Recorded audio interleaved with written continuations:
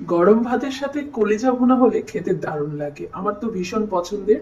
আজকে ঝটপট আপনাদেরকে খুবই মজার একটা কলিজা ভুনার রেসিপি শেয়ার করব।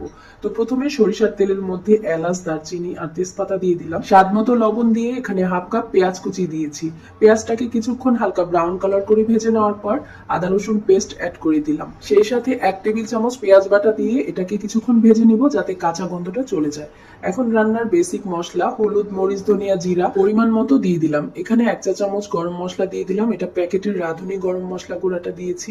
তো মশলাটাকে খুব ভালোভাবে অল্প করে পানি দিয়ে কষিয়ে নিতে হবে। মশলা থেকে তেলটা সেপারেট হয়ে গেছে আর খুব ভালোভাবে কষানো হয়ে গেছে।